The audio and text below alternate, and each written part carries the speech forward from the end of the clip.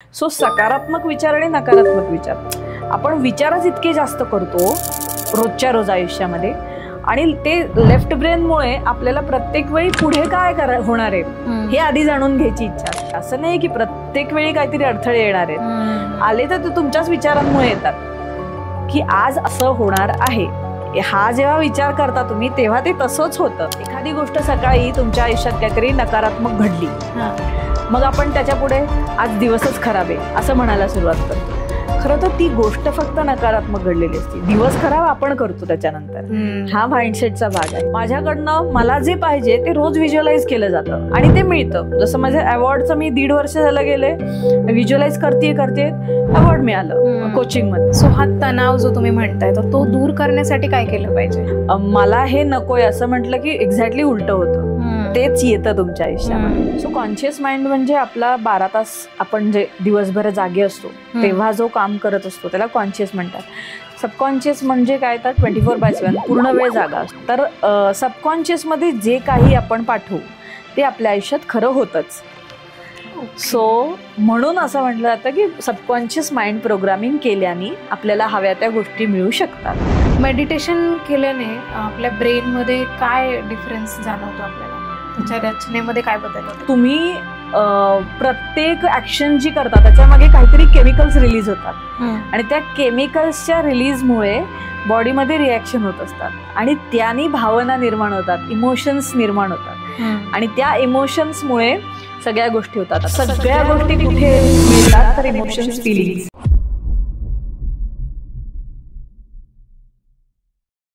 नमस्कार मित्रांनो, grow motion podcast सिरीजमध्ये आपलं स्वागत आहे. आज आपल्याकडे आलेले आहेत माधुरी बोंद्रे मॅम, ज्या लाईफ कोच आहेत आणि मनी माइंडसेट कोच आहेत. तर आज आपल्याला mindset related, mindfulness related, visualisation, law of attraction, पैसा कमवण्यासाठी माइंडसेट कसा असायला हवा, अशा बऱ्याच प्रश्नांची उत्तरं मिळणार आहेत.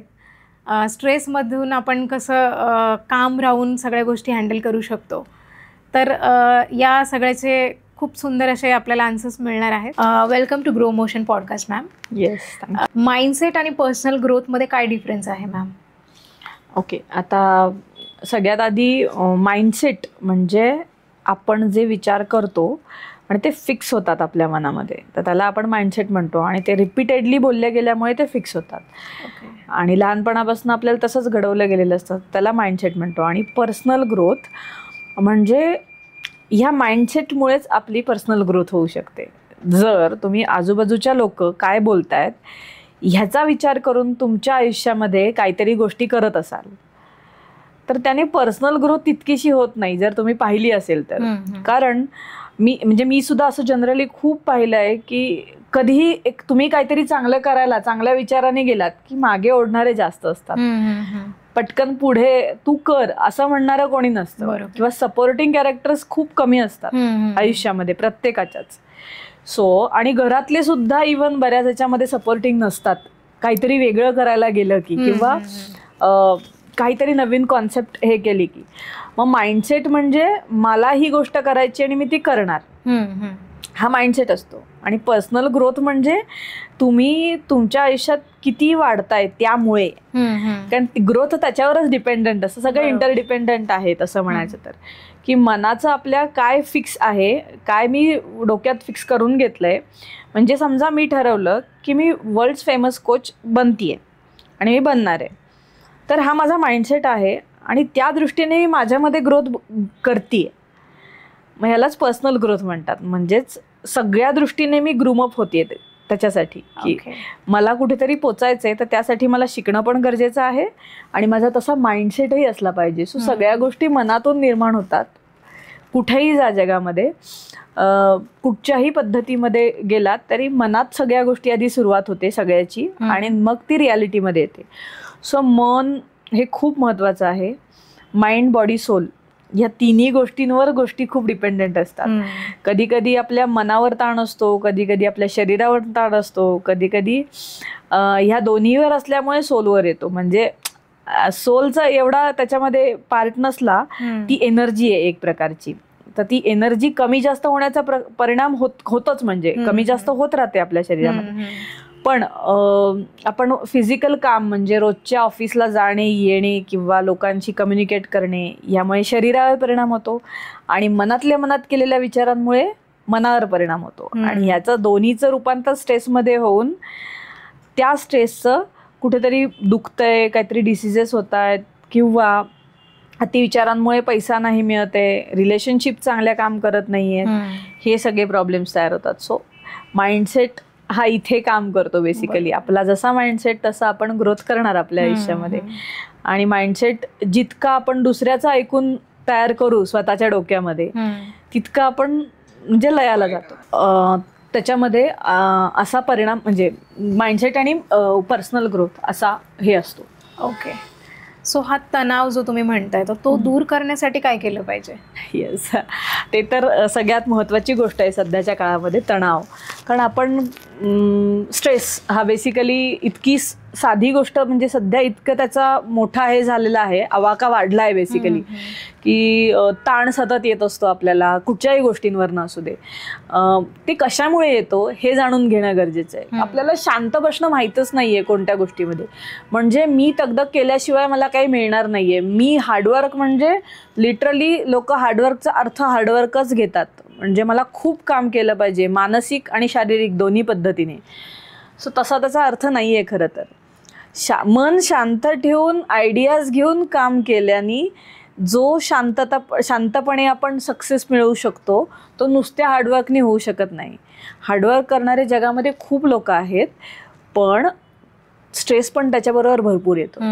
तर मन आणि शरीर ह्या दोघांचं जेव्हा आपण एकत्र हे करतो, समेट करतो बेसिकली, तेव्हा ते ताण नाहीसा होतो आणि आपल्याला जे पाहिजे ते मिळायला लागतं. बेसिकली सगळ्यात सोपी गोष्ट अशी आहे की रिलॅक्स राहणं आयुष्यामध्ये. ते जमत नाही कुणाला, पण रिलॅक्स राहिल्याने सगळ्या गोष्टींमध्ये सक्सेस मिळू शकतं. ओके. जेवढं रिलॅक्स तेवढं मनामध्ये नवीन नवीन आयडियाज येत जातात. आणि स्ट्रेस रिलीफ करण्यासाठी सुद्धा डोकं शांत असायचं. म्हणजेच काय तर डोळे मिटून शांत बसणं गरजेचं असतं. म्हणजे आजच्या ह्या क्षणी जगणं गरजेचं असतं किंवा काही प्रॅक्टिसेस करणं गरजेचं असतं. त्यामुळे स्ट्रेस निघून जाऊ शकतो. म्हणजे ते मेंटल हेल्थ कंडिशन्स आपल्या म्हणजे माझ्यावर सगळं काही जग चालू आहे किंवा माझ्यावर माझ्या घरातलं सगळं चालू आहे, हा जो भार आहे तो थोडासा बाजूला काढून ठेवला तर होऊ शकतं. कारण we are taken care of. आपल्यापेक्षा एक मोठी शक्ती जगामध्ये आहे, हे कोणीच नाकारू शकत नाही. कुठच्याही जातीमध्ये जा, कुठच्याही पंथामध्ये जा, काहीही करा, सगळ्यांचा देव आहे की नाही कोणीतरी. आणि देव नसेलही मानत तर हायर पॉवर निसर्ग तरी मानतात. सो त्याच्या पुढे कोणी जाऊ शकत नाही. हे जेव्हा आपण मानतो ना, ऍक्सेप्ट करतो ना, तेव्हा गोष्टी बऱ्याच सॉर्ट होतात. की आपल्यापेक्षा एक मोठी शक्ती आहे. जर आपल्याला नाही सुचते, त्रास होतोय, शांत बसून जायचं. आपोआप समोरून मार्ग निर्माण होतात, दिसायला लागतात आपल्याला, अपॉर्च्युनिटीज यायला लागतात. पैशाच्या बाबतीत पण हेच होतं ऍक्च्युली. आता माझ्याकडे आज पैसे नाहीयेत, कोणी आणून देणार आहे का मला, असा प्रश्न येतो लोकांच्या मनात. मन शांत करा, अपॉर्च्युनिटीज जास्त दिसतील. मी कसे कमवायला पाहिजे हे दिसेल. थोडासा इगो खाली आणला आपला तर कामाच्या पण अपॉर्च्युनिटीज खूप जास्त आहेत जगामध्ये. आता काय भरपूर ठिकाणी कामं करून पैसे हा मिळतोच आणि जास्त प्रमाणात सुद्धा घरी बसूनही मिळू शकतो. इतक्या जास्त आयडियाज चालू आहेत जगामध्ये, म्हणजे लोक करतायत सगळं. मग जस्ट तुम्ही थोडासा काम करण्याकडे दृष्टिकोन ठेवला, इंडिपेंडंट राहण्याकडे दृष्टिकोन ठेवला. मी असं आहे म्हणून म्हणजे मी अशा घरातली आहे किंवा मी असं आहे म्हणून मी हे करणार नाही, याच्यापेक्षा जे पडेल ते करेन किंवा मला हे करायचंय मी करेन, मी इंडिपेंडंट होईन माझा मी, असा विचार केला तर नक्की पैसाही मिळणं शक्य आणि स्ट्रेसही कमी होणं शक्य आहे. बोथ वेज असं आहे. सो स्ट्रेस कमी करण्यासाठी एक तर माइंडफुलनेस, शांत श्वास घेणे, तो एक सगळ्यात महत्त्वाचा भाग आहे. आपण खूप धकाधकीच्या ह्याच्यामध्ये जगत असल्यामुळे शांत श्वास घेत नाही. म्हणजे लोकांच्या तर ते म्हणजे अवेअरच नाही येते की आपल्याकडून हे होतंय. एक्झॅक्टली.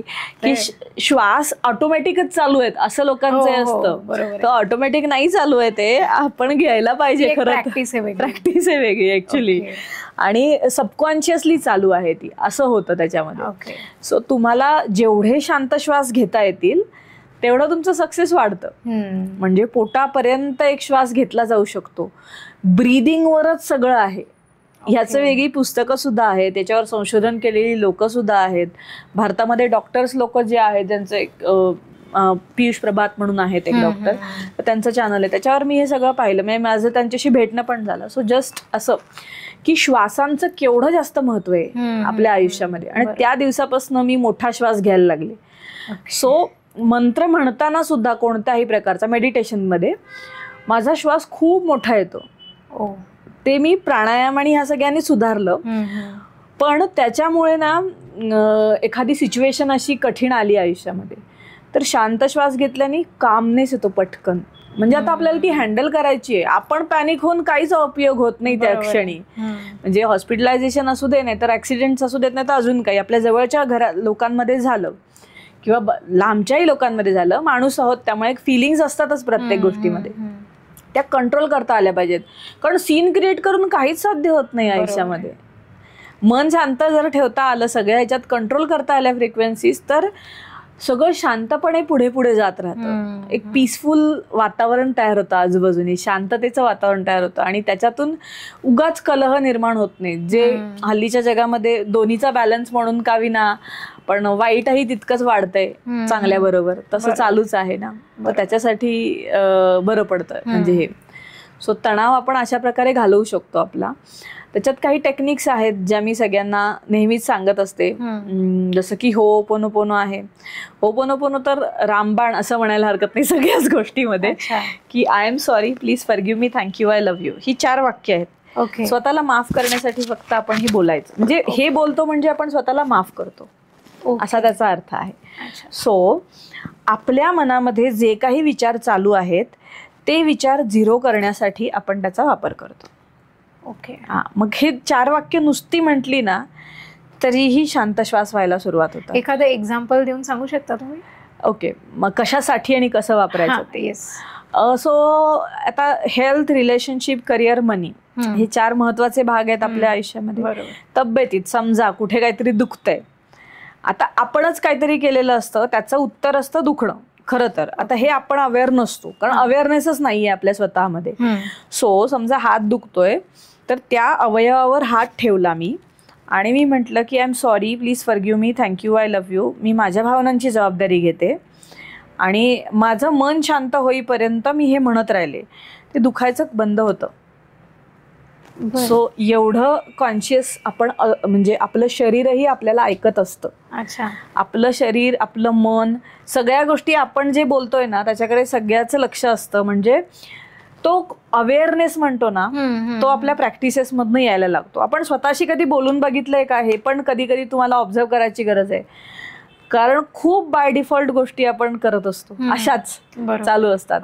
ग्रँटेड घेऊन सगळं, स्वतःलाही ग्रँटेड, दुसऱ्यांनाही ग्रँटेड, सगळीकडे ग्रँटेडच असतं सगळ्यांचं. सो जेव्हा आपण स्वतः कॉन्शियसली विचार करायला लागतो ना या गोष्टींमध्ये, तेव्हा आपल्याला कळतं की आपण किती खोलात आहोत, म्हणजे किती बदलणं गरजेचं आहे, किंवा किती सोपं आहे आणि किती कठीण केलंय आपण सगळं.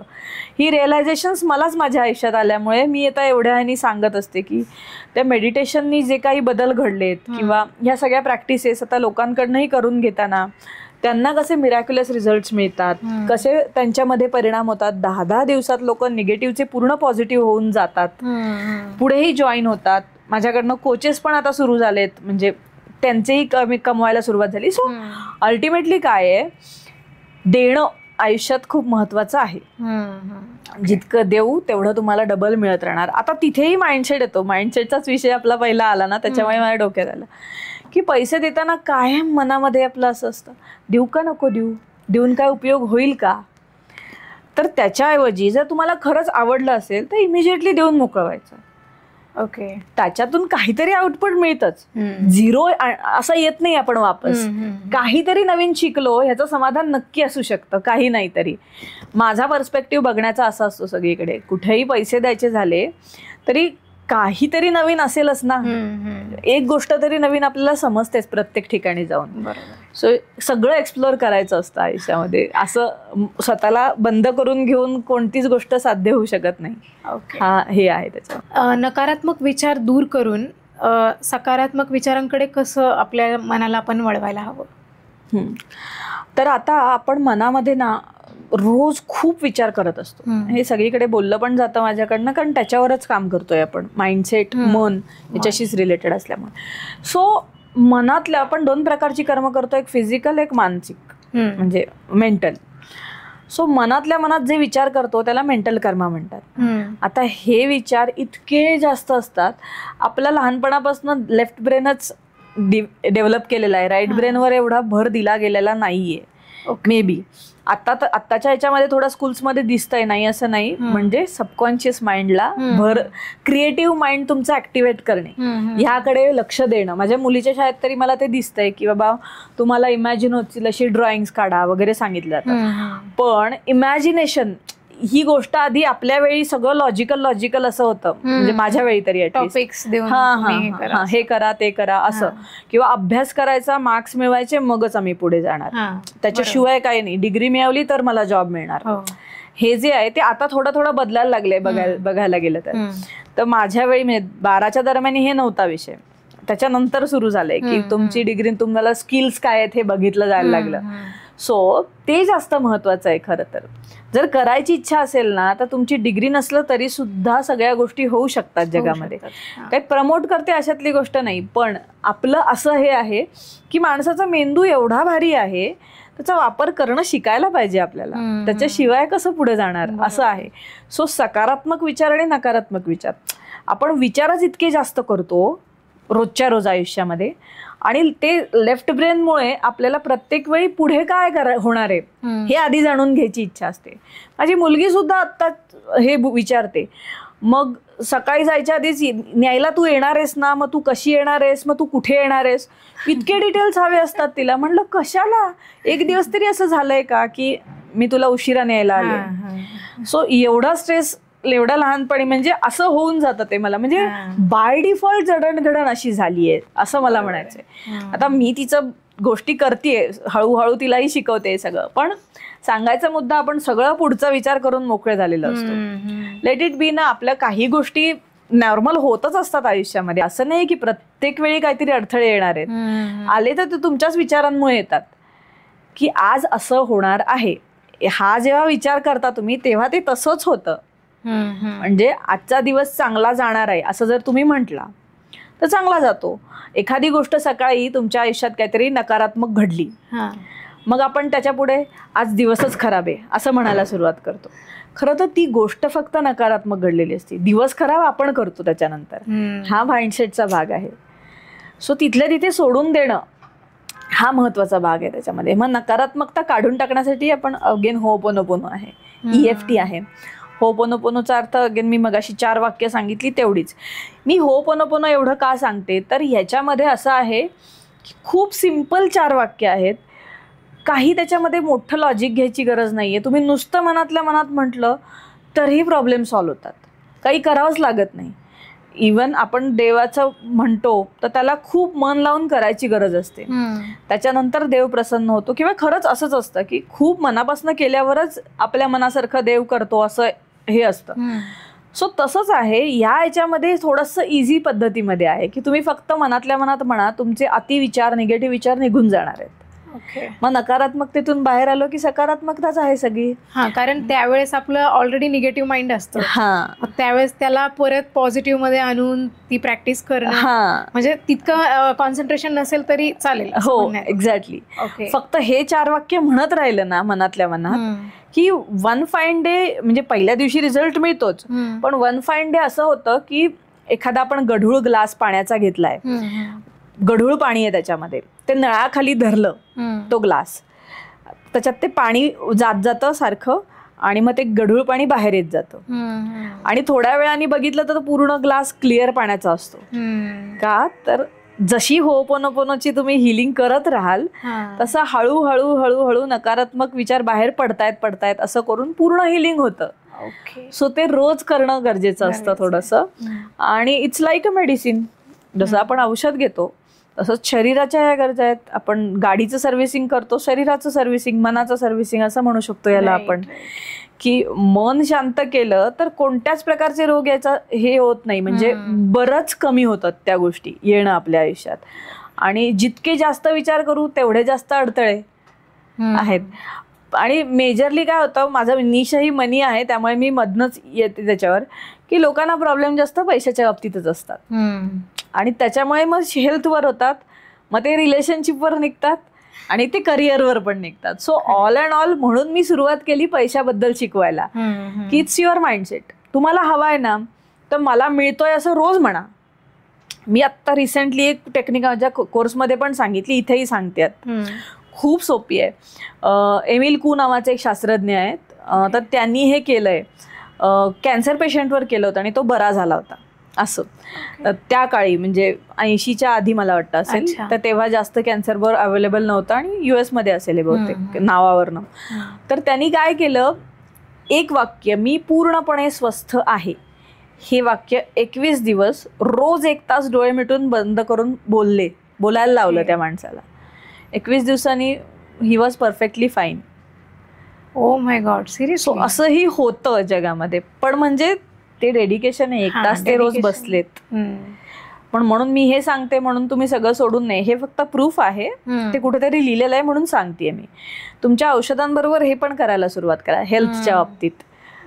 मग तुम्ही ते कोणत्याही गोष्टीला मिळवू शकता ना. पैशाच्या बाबतीत तर नक्कीच, मला एवढे पैसे मिळतात ह्याला करायला काहीच हरकत नाहीये, तिथे तरी डिपेंडन्सी आहे, डॉक्टर लागतात मेडिकल याच्यासाठी. पण पैशाच्या बाबतीत कोणीच अडवणार नाहीये. मला 1 लाख रुपये दर महिन्याला मिळतात, तुम्हाला हवी ती रक्कम घ्या, मी जस्ट सांगते. 1 तास बसा डोळे मिटून, रोज म्हणा, मिळणार 100%. ह्याच्यात काही अपाय पण नाहीये करण्यात. बरोबर. सो पैशाच्या बाबतीत म्हणजे हे कुठेही, नात्यांमध्ये सुद्धा, जर तुम्हाला मनापासून चांगलं हवंय कुठल्या तरी नात्यामध्ये, करा. हे मी एक टेक्निकच सांगून दिली आहे, हे केल्याने 100% रिझल्ट येतात. माझ्या सगळ्या कम्युनिटीमध्ये करायला लावलंय मी हे. सो खूप सुंदर टेक्निक. हो, आणि मी स्वतः सुद्धा कळत नकळत ह्या सगळ्या गोष्टी केलेल्या आहेत. माझ्याकडनं मला जे पाहिजे ते रोज व्हिज्युअलाइज केलं जातं आणि ते मिळतं. जसं माझ्या अवॉर्डचं मी 1.5 वर्ष झालं गेले, व्हिज्युअलाइज करते, अवॉर्ड मिळालं कोचिंग मधलं. अशा बऱ्याच गोष्टी करते. अवॉर्ड हे दिसण्यासारखं म्हणून मी जस्ट सांगितलं. पुस्तकाचं पण तसंच लिहून ठेवलेलं आहे. इंस्टाग्राम फॉलोअर्स वाढतायत, मी माझं आउटसोर्स केलंय काम, हे सगळं आधीच बडबड अशी चालू असते.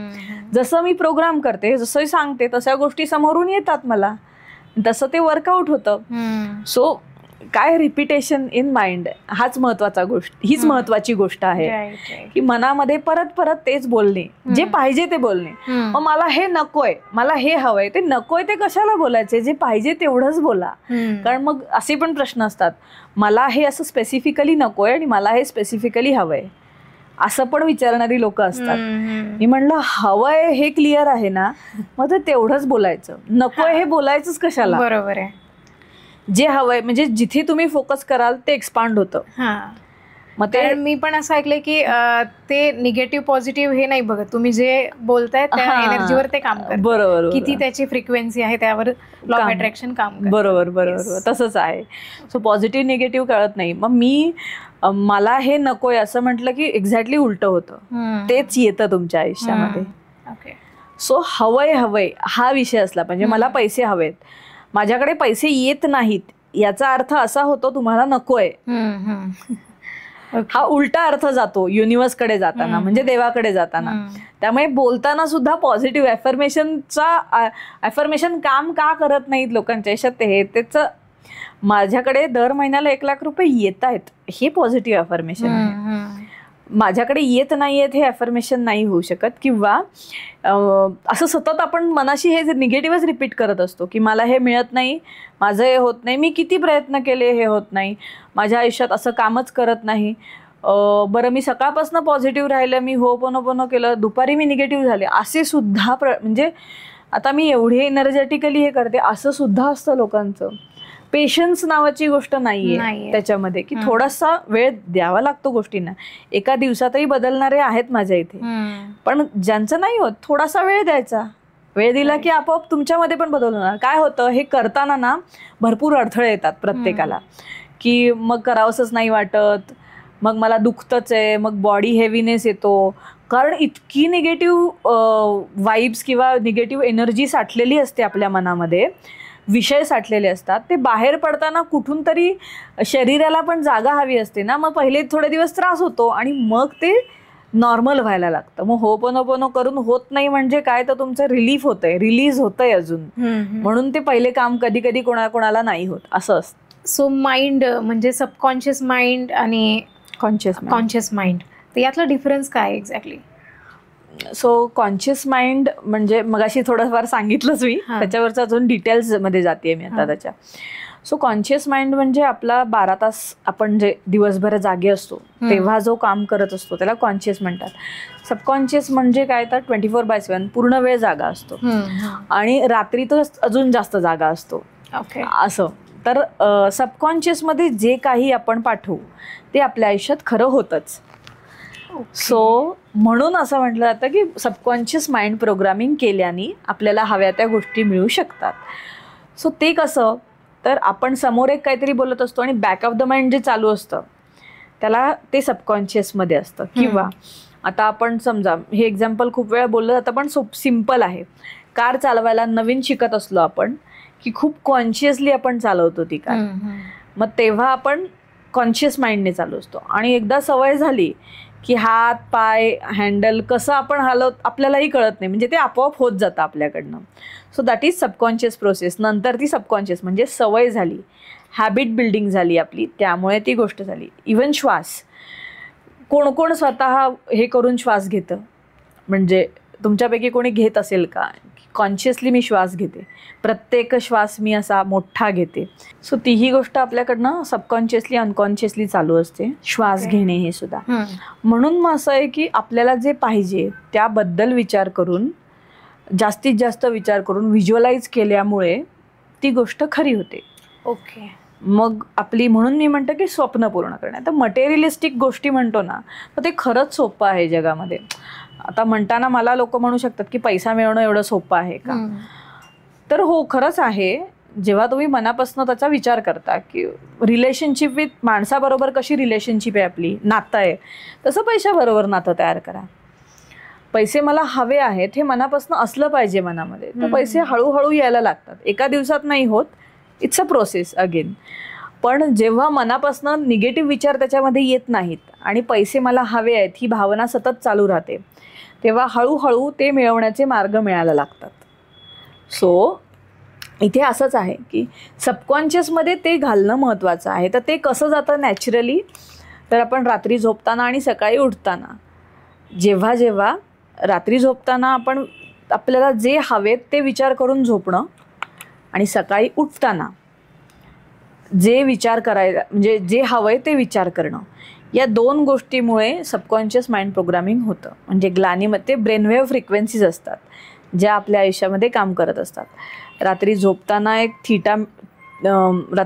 थीटा स्टेट असते, म्हणजे ग्लानीमध्ये आपण अर्धवट झोपेत जेव्हा असतो तेव्हा जे विचार करतो ते खरे होतात आणि सकाळी उठता उठता जे विचार करतो ते खरे होतात.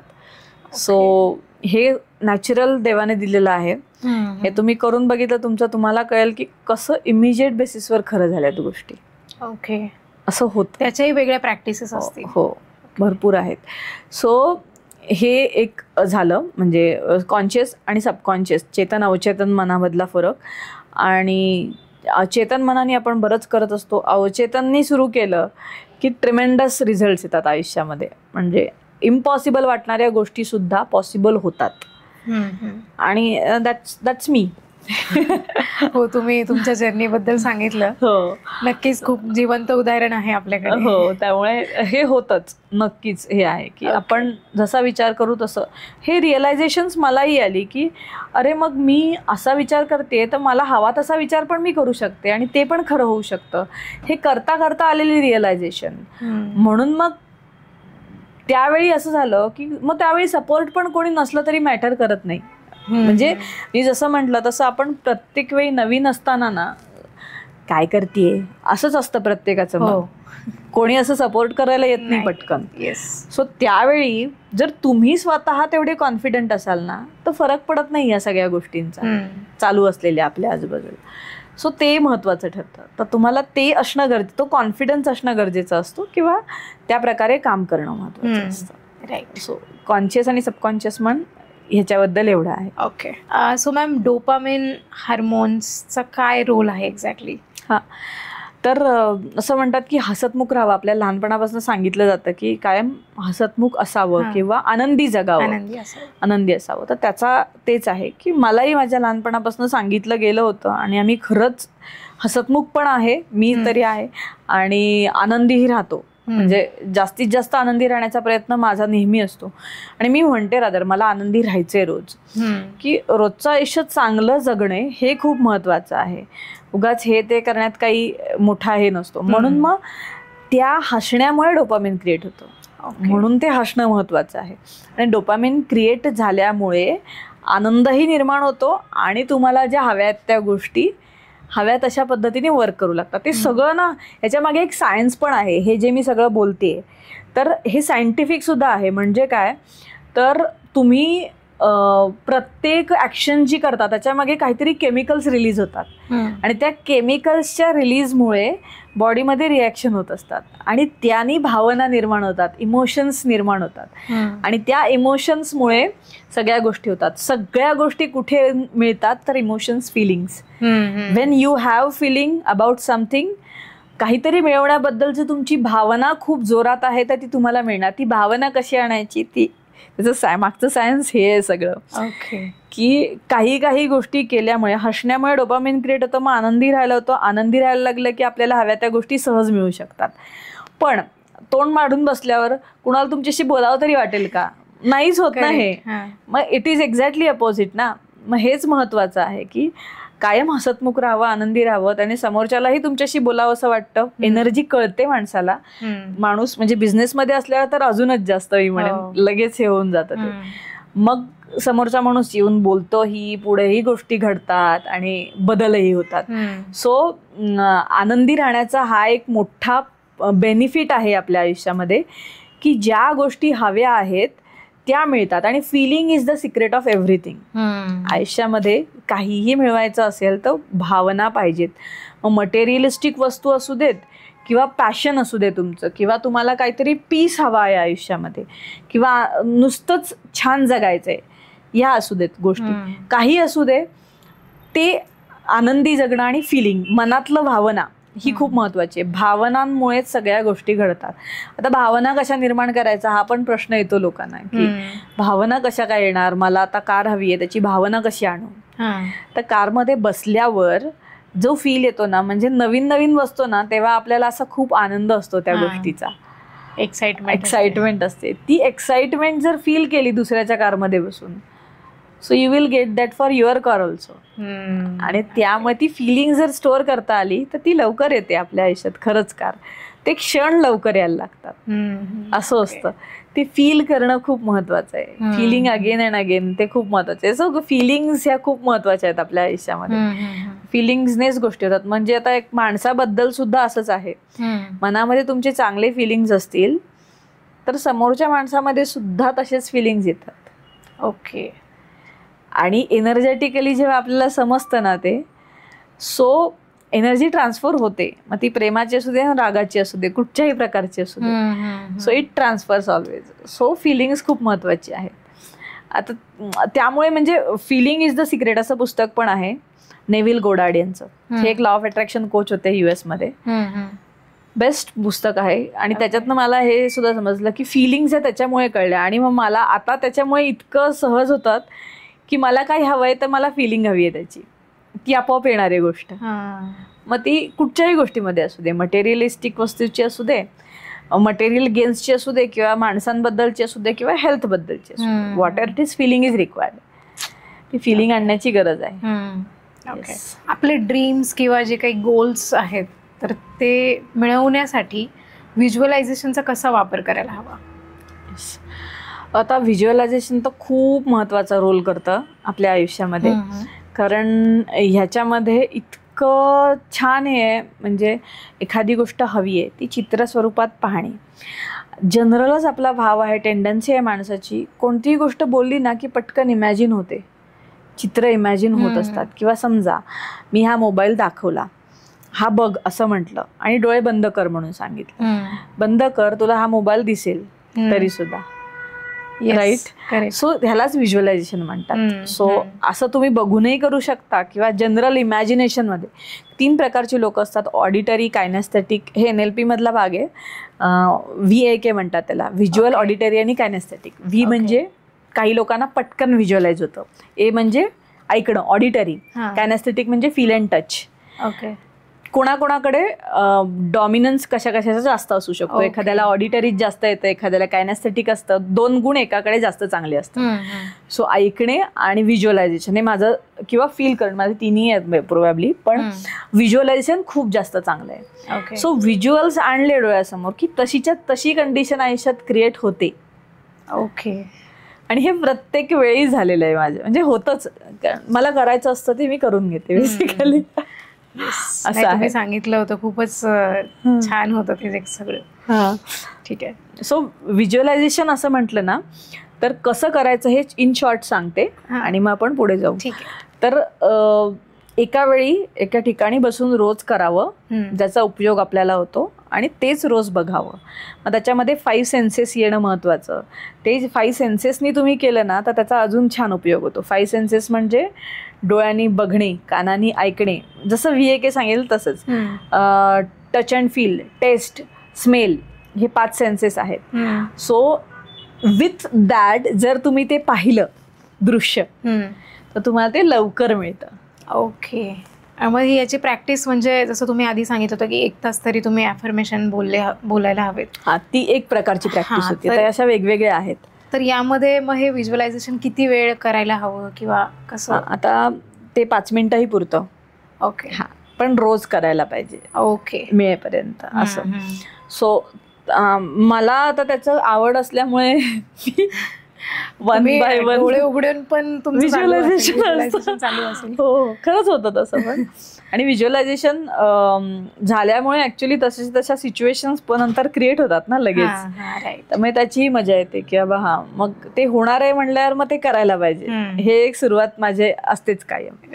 सो अशा पद्धतीने व्हिज्युअलायझेशन करायचं आणि हे खूप इफेक्टिव्ह टेक्निक आहे. ओके मॅम, तुम्ही खूप साऱ्या प्रॅक्टिसेस सांगितल्या. तर हे माइंडफुलनेस आणि ध्यानधारणा याचा डिफरन्स काय? माइंडफुलनेस आणि मेडिटेशन असं हे आहे. तर माइंडफुलनेस म्हणजे प्रेझेंटमध्ये जगणे, अवेअर असणे. मी काय करतेय, मी कसं करतेय, केव्हा करते, म्हणजे ह्या गोष्टीबद्दल अवेअर असणे, ह्याला आपण माइंडफुलनेस म्हणतो. गोष्टी पाहत राहणे, जे काही आहे ते अवेअर होऊन म्हणजे कॉन्शियस होऊन पाहत राहणे, याला माइंडफुलनेस. आणि ध्यान करणे म्हणजे ती एक प्रोसेस आहे. डोळे मिटून बसायचं, मग श्वासाकडे लक्ष द्यायचं किंवा फोकस कराय. टू बी प्रिसाइज हा थोडासा डिफरन्स आहे त्याच्यामध्ये. पण सुरुवात माइंडफुलनेसनेच होते आणि मग ते मेडिटेशनकडे जातं. ओके. असं असतं की आधी आपण शांत बसायला लागतो, कॉन्शियसली स्वतःकडे बघायला लागतो, विचार येत असतात, जात असतात, हे चालू राहतं. मग हळूहळू त्या विचारांकडे फोकस व्हायला लागतो. मग फोकस वाढला की एखाद्या गोष्टीवर आपण चांगल्या पद्धतीने कॉन्सन्ट्रेशन करून पाहायला लागतो आणि पाहायला लागल्यामुळे गोष्टी खऱ्यात येतात. हे मेडिटेशन थ्रू सुद्धा होतं. सो म्हणजे मेडिटेशनमुळेच होतं रादर ते. सो मेडिटेशन याचा अर्थ श्वासाकडे लक्ष देणं किंवा जे पाहिजे त्याच्याकडे कॉन्सन्ट्रेशननी पाहणं, डोळे मिटून. हा दोघांमधला थोडासा जो स्लाइट डिफरन्स आहे तो आहे. ओके. सो हे माइंडफुलनेस प्रॅक्टिसचे काय बेनिफिट्स आहेत? सो माइंडफुलनेस केल्यामुळे आपण प्रेझेंटमध्ये जगायला शिकतोय सगळ्यात पहिले, कारण ते प्रेझेंटमध्येच हे आहे. आणि त्याच्या प्रेझेंटमध्ये जगल्यामुळे पास्टचीही भीती नाही आणि फ्युचरचीही भीती नाही. आजचा दिवस किती जास्त चांगला जाईल ह्यावर मी कॉन्सन्ट्रेट करते, ह्यावर मी स्वतः लक्ष देते, असं होऊन जातं. आणि त्याचा बेनिफिट असा होतो की जे पाहिजे ते त्या दिवशी मिळतं ना. आणि तेच जगणं महत्वाचं असतं की आजचा दिवस माझा कसा आहे हेच माझ्या हातात आहे ना. काल होता ना उद्या आहे, आज आत्ता आत्ताच माझ्या हातात आहे. पुढचं मला माहिती नाही, हे मागचं गेलेलं आहे. सो हाच मोठा बेनिफिट आहे त्याचा. सो ही प्रॅक्टिस करताना कुठल्या गोष्टी लक्षात घ्यायला हव्यात आपण? माइंडफुलनेस. येस. आता गोष्टी लक्षात घेण्यासारखं खरं तर ह्याच्यामध्ये फार काही नाहीये. शांत रोजच्या रोज शांत बसणे, रोजच्या रोज करणे, एवढंच. म्हणजे लक्षात घ्यायच्या गोष्टी अशा मेडिटेशनच्या बाबतीत म्हणायचं तर फार काही नाहीये. फक्त ह्याचे बेनिफिट्सच जास्त आहेत असं म्हणेन मी. ओके. का आता रोज करायला लागल्यामुळे तुम्ही सगळ्या बाजूने अपग्रेड होता, आनंदी राहणं सुरुवात होतं, सक्सेस यायला लागतं आयुष्यामध्ये, सगळे कलह दूर होतात, भांडण तंटे निगेटिव्हिटी सगळं बाजूला पडतं आणि तुम्ही खूप अवेअर होता, आपोआप होता. आणि फोकस वाढल्यामुळे काय होतं, एकदा सांगितलेली गोष्ट परत ऐकायला लागत नाही, तेव्हाच कळून जाते.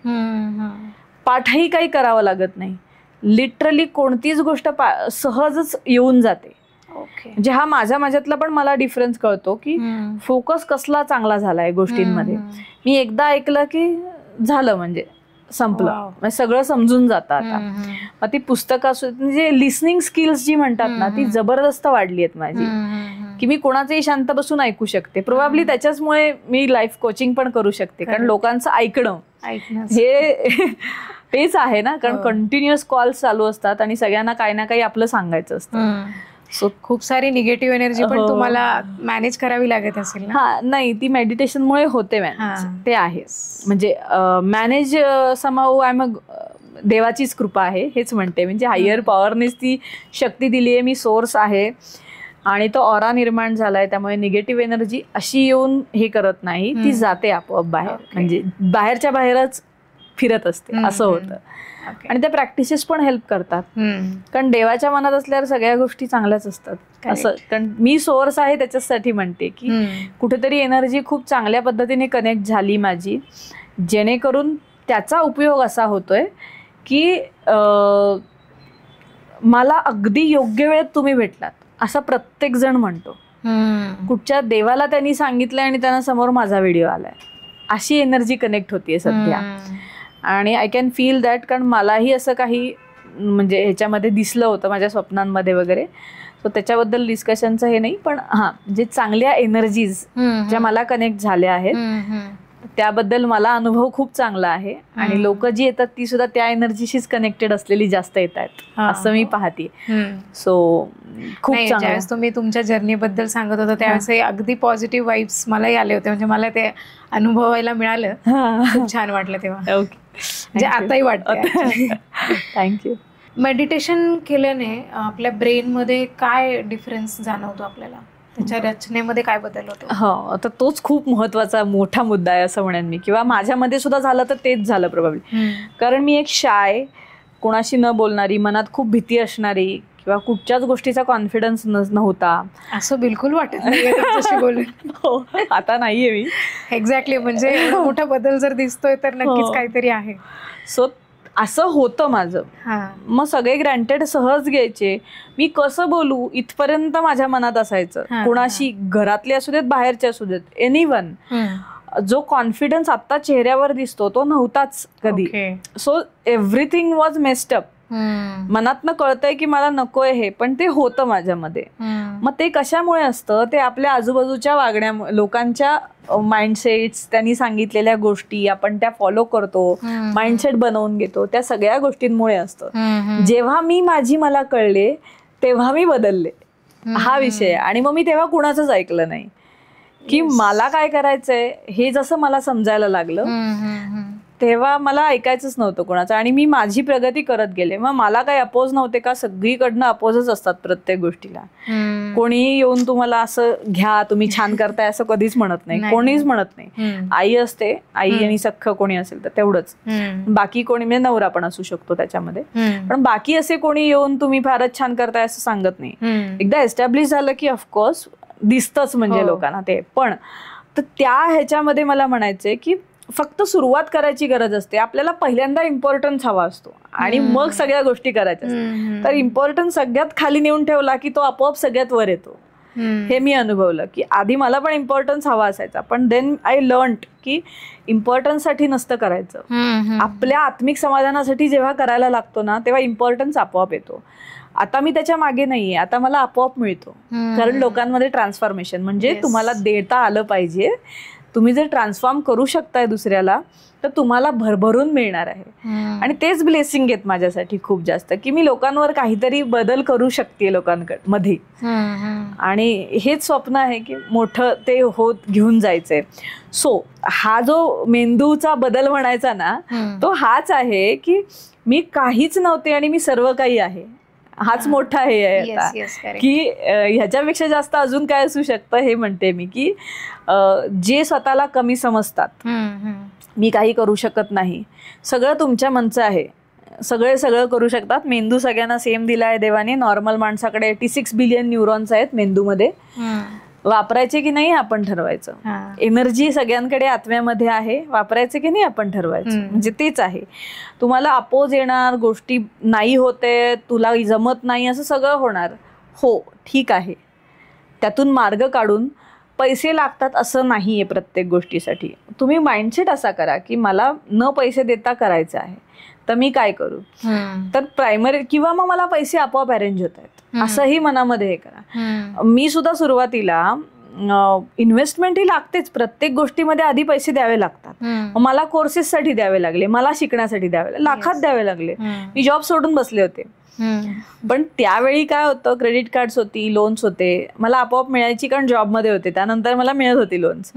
मी तेव्हा त्या सगळ्याचा वापर करून घेतला. नाऊ आय एम, आता काही प्रश्नच येत नाही कशाचा. पण विषय असा होता तेव्हा की साथ कोण देणारं, म्हणजे पैसे कोणी काढून देणारं नव्हतं. पण झालं ना अरेंज, कोणी घरी आलं नाही घ्यायला. म्हणजे घरचं सगळं चांगलं असून कोणी असं नव्हतं की कोणी द्यायला तयार असतात पैसे, कारण शेवटी सगळ्यांना विचार असतोच ना आपापल्या ह्याचा. मग ते लाखो रुपये जेव्हा घ्यायचं येते तर स्वतःची हिंमत ठेवायची की काही झालं तरी मी जिवंत आहे तोवर मी काम करेन. त्याच्या पुढचा विचार आपल्याला करायची गरज नाही, देव बघून घेतो. म्हणजे मी ह्याच ह्याच्यामध्ये जगते की मी कोणावर कर्ज ठेवून नाही, ते आपोआप होईल असं काही होत नसतं. एवढी कर्ज काढतच नाही कोणी. ह्याच्या आव्याक्या बाहेर जाऊन आपण करत नाही. थोडंसं जास्त केलंही, समजा आपल्या ग्रोथसाठी करतोय ना, पॉझिटिव्हली केलं तर ते 100% सक्सेस होतं. हेच आहे, तो हाच फरक आहे तो बेसिकली, की आपण फक्त पुढे जात जायचं, आपोआप सगळ्या गोष्टी आपल्यासाठी काम करायला लागतात. म्हणजे माइंडसेट मेन सगळ्यात जास्त इम्पॉर्टंट, माइंडसेट सगळ्यात महत्वाचा आहे आपल्या आयुष्यात. अच्छा मॅम, लिमिटिंग बिलीफ हा शब्द मी खूप ऐकलाय आजकाल, खूप आहे तो. तर काय आहे लिमिटिंग बिलीफ आणि त्याच्यावर कशी मात करावी आपण? येस, आता लिमिटिंग बिलीफ म्हणजे काय, आपण ना प्रत्येक गोष्टीमध्ये काहीतरी कारण देत असतो. मला हे जमणार नाही, मला हे जमत नाही, किंवा मला हे करणं शक्य नाही, त्याला आपण लिमिटिंग बिलीफ म्हणायचं. म्हणजे माझ्याकडे आता जेव्हा ह्याच्यासाठी येतात कोर्ससाठी सुद्धा पैसे नाहीत म्हणतात, काम करणारी लोक पैसे नाहीत म्हणतात. हे कितपत हे, मग हा त्यांचा बिलीफ झाला ना, विश्वास झाला की माझ्याकडे नाहीयेत, ह्याला द्यायला नाहीयेत बेसिकली. किंवा मी हे करू शकत नाही, एखादं काम दिलंय समजा तुम्हाला आणि मग ऑफिसमध्ये जॉब करणारे, मला काय हे नाही येणार करता, असं जे असतो तो लिमिटिंग बिलीफ असतो. कारण मी हे शिकलेच नाहीये तर मी कसं करू, हा लिमिटिंग बिलीफ आहे. वेन यू ट्राय ना, आताच्या जगात तर तुम्ही प्रयत्न करायला लागलात की आपोआप समोरून आपल्याला मार्ग निघायला लागतात. म्हणजे माझ्याच बरोबर एक, म्हणजे माझ्याकडे कोचिंगमध्ये आहे, माझ्याकडनं घेते, ती ग्राफिक डिझायनर आहे. सो तिला व्हिडिओ एडिटिंग येत नव्हतं, पण तिला एक असाइनमेंट आली, ती युट्यूबवर गेली, तिने शिकली आणि तिने ते करून दिली. So this is how limiting बिलीफला पास करणं, स्वतः त्याच्यातनं बाहेर पडणं. सो जेव्हा ही तयारी असते ना, तेव्हा आपण वाढत जातो. तर लिमिटिंग बिलीफ म्हणजे मला पैसे मिळवणं शक्य नाही, मला कुठे 1 लाख रुपये मिळू शकतात, किंवा I am not good enough, माझ्याकडनं काहीच होत नाही, मी काय माजारीच असते, हे सगळे आपल्या मनाचे भाव असतात.